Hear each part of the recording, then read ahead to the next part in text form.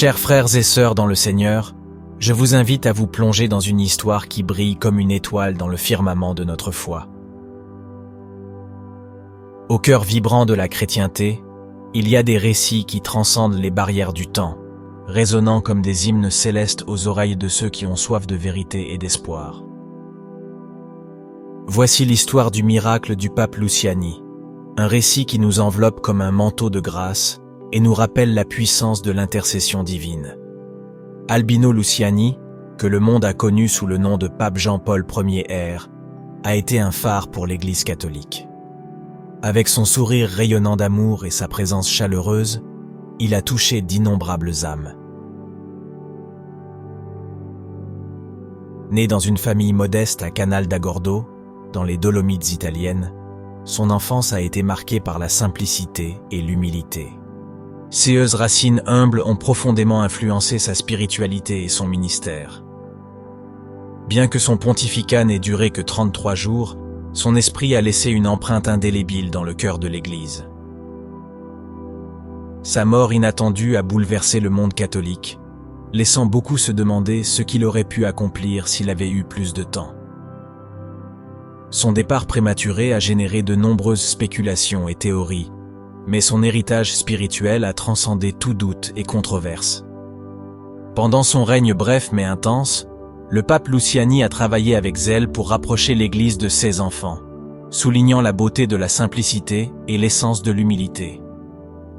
Il était connu pour sa capacité à communiquer avec les gens à un niveau profondément personnel, partageant souvent des anecdotes de sa vie ou utilisant des exemples simples pour expliquer des concepts théologiques complexes.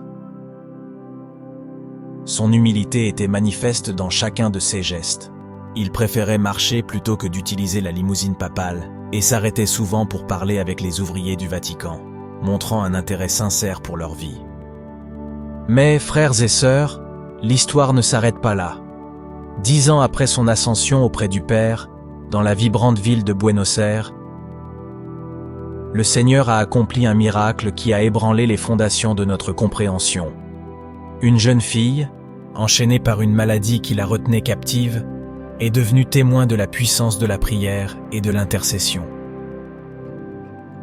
Le cardinal Beniamino Stella, les larmes aux yeux, a proclamé cet événement comme un miracle, un signe tangible de l'amour de Dieu pour nous. Dans un monde qui oublie souvent la présence de Dieu, la guérison de cette fillette est devenue un phare d'espoir, un signe que les miracles sont encore possibles, que le Seigneur entend les supplications de ses enfants bien-aimés. Et maintenant, permettez-moi de partager avec vous un chapitre encore plus profond de cette histoire.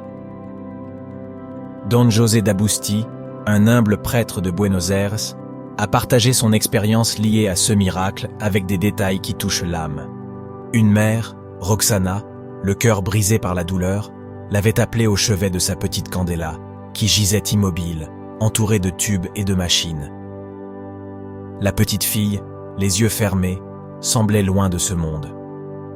Dans ce moment de désespoir, Don José, les mains tremblantes, a pris son chapelet et a été inspiré d'invoquer l'intercession du pape Luciani.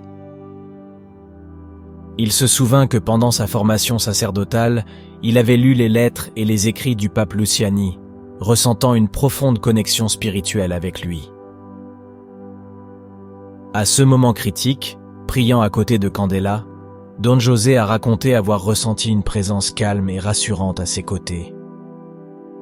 Comme si le pape Luciani était là, debout à côté de lui, posant une main sur son épaule et murmurant des mots de réconfort.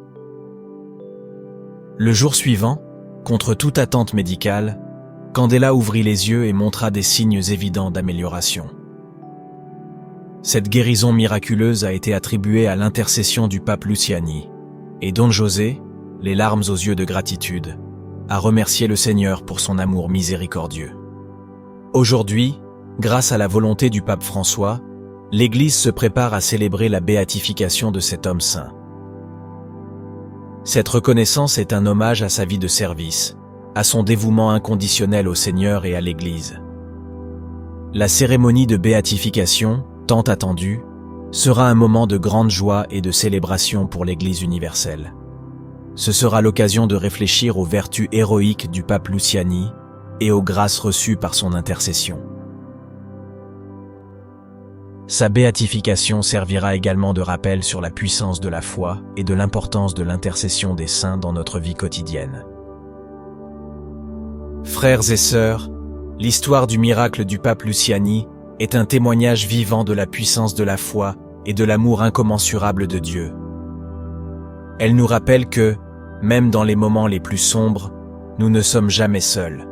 Avec la foi et la prière, nous pouvons surmonter tous les obstacles.